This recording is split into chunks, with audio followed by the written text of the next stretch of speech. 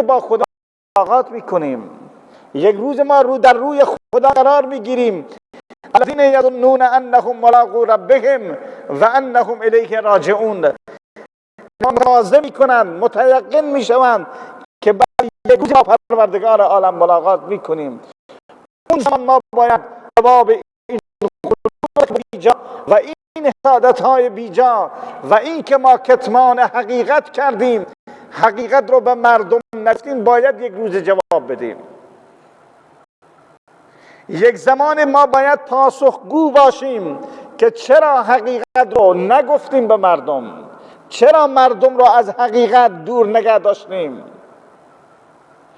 اگر زمانی که بکند و این موضوع رو بتواند حذف بکند که محمد رسول الله پیامبر آخر الزمان هست و صفات پیامبر در تورات و انجیل بوده و ما وظیفه داشتیم که به مردم بگوییم، اون زمان حب جاه و حب مال کم می شود.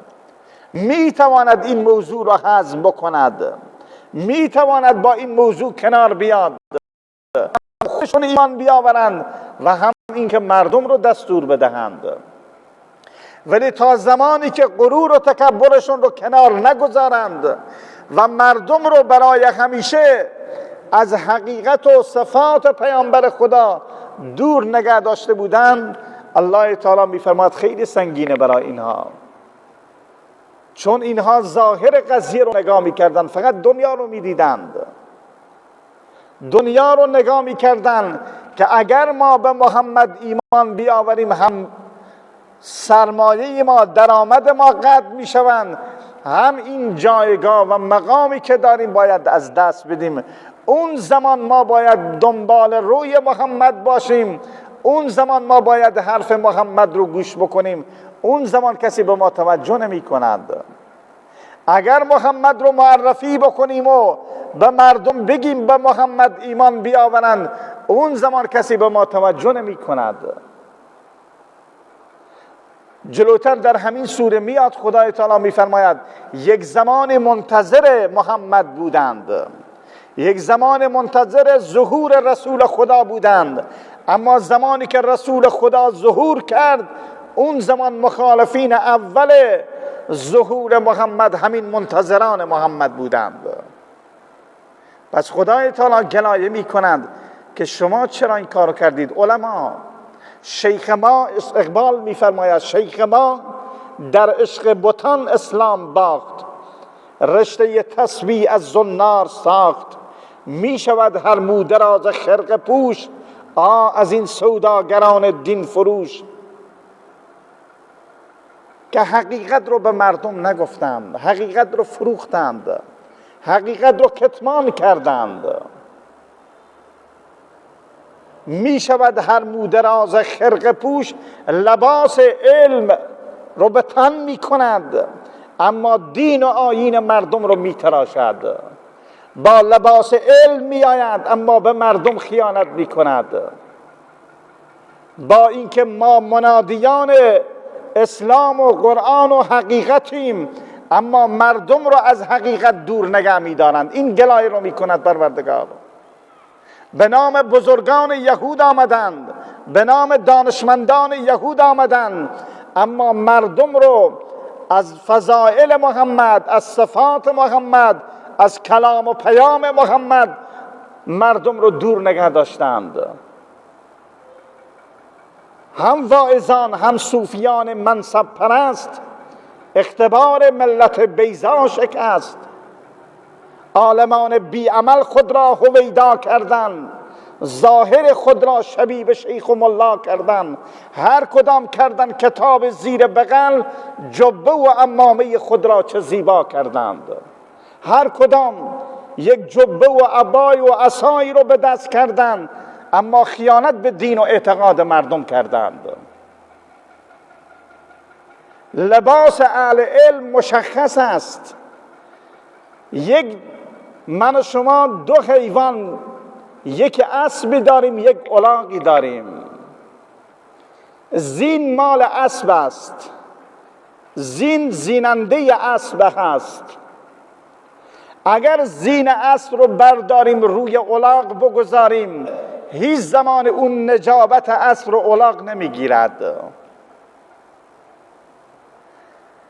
کره اسب از نجابت پشت پای مادر است، کره خر از خریت پیش پای مادر است. زین اسب رو برداریم روی الاغ بگذاریم، همون الاغ هست که هست، عوض نمی شود.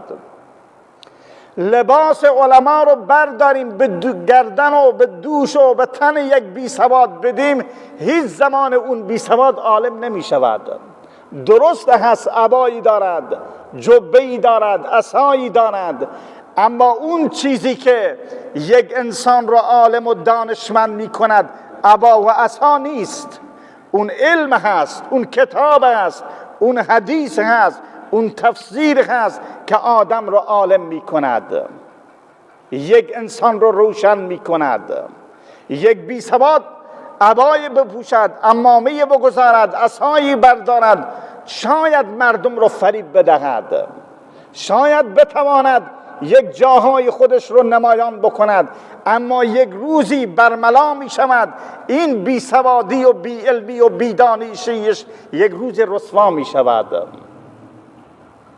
پس خدای تعالی یک آیه هست انما یخشی الله من عباده العلماء. علما چه کسانی اند؟ آیا کسانی که هر کسی یک عبایی، یک عصایی، یک جبه‌ای رو به تن کرد و به سرش عمامه گذاشت عالم است؟ هر کسی صفات شکل و شمائل عالم رو به خودش گرفت عالم می شود؟ آیا با پوشیدن یک عبا و یک عصا و یک عمامه انسان عالم می شود، سواددار می شود؟ هیچ زمانی نمی شود. انما یخشی الله من عباده العلماء. این آیه رو نگاه بکنید، یک تفسیری هست، انوار القرآن فارسی هست، اونجا نگاه بکنید که عالم چه کسی اند. خیلی از کسانی که نه ریش دارن، نه عمامه دارن، نه عبا دارن، اما خیلی خیلی عالمند. خیلی کسانی هستن عمامه دارن، ریش دارن، عبا دارن، اما هیچ مسئله‌ای رو هم یاد ندارند. اونجا خیلی قشنگ توضیح داده که عالم چه کسی است. امام فخر رازی رحمت الله علیه در تفسیر خودش این آیه رو قشنگ توضیح داده.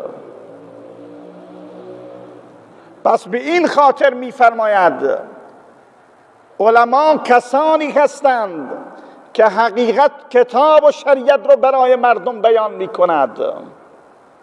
عالم اون کسی است که جلودار مردم، جلودار دین و اعتقاد مردم هستند و اگر به دین و اعتقاد مردم خیانت کرد اون عالم نیست. عالم هیچ زمان خائن نمی شود، چون عالم است. عالم به صفات خدا، عالم به کتاب خدا، عالم به صفات پیامبر، عالم به سنت پیامبرند. پس زمانی که روی این حقایق چادر می اندازد و زیر حدیث العلماء ورثة الانبیاء هر خیانتی رو می کند، هر جنایتی رو می کنند، اگر کسی بهش اعتراض بکند بالفور تمام خیانات و جنایات خودش رو پنهان می کند زیر حدیث العلماء ورثة الانبیاء، چون عالم از هر خیانتی رو بکند. کدوم پیغمبر دین فروش بوده؟ العلماء ورثة الانبیاء. کدوم پیامبر بدعتی بوده؟ کدوم پیامبر خائن بوده؟ کدوم پیامبر شریعت رو زیر پا کرد؟ کدوم پیامبر شریعت رو عوض کرد؟ کدوم پیامبر با ملت صادق نبوده؟ کدوم پیامبر به ملت ظلم کرد؟ العلماء ورثة الانبیاء. ولی چون یک شکل ظاهری به خودش گرفته میگه شاید هر کس ریش داشت، عبا و عصایی داشت عالم است. نه، عرض کردم خیلی کسانی هستند نه ریش دارن، نه عبا دارن، نه عصا دارن، واقعا عالم و دانشمندن. و خیلی کسانی هستند ریش دارن، عبا دارن، عصا دارن، اما خیلی خیلی بی سوادند. ظاهرشون رو شبیه به شیخ و ملا کردن، هر کدام کردن کتاب زیر بغل، جبه و عمامه خود را چه زیبا کردن. در تفسیر همین آیه و انتم تتلون الکتاب افلا تعقلون، امام قرطبی رحمت الله علیه یک داستان خیلی قشنگی رو در تفسیر ذکر میکنند. وقت نماز هست، یک داستان طولانی رو امام قرطبی ذکر میکند، آخرش میفرماید فقط این داستان طولانی رو به خاطر یک جمله آوردم که حقیقت رو علما پوشاندند. اونجا اون داستانی که ذکر میکند بعد میگوید این داستان طولانی رو به خاطر این جمله آوردم، بس یک جمله است. وقت نماز هست، فردا شب انشاءالله اون داستان رو توضیح خواهم داد. و آخر دعوانا الحمدلله رب العالمین.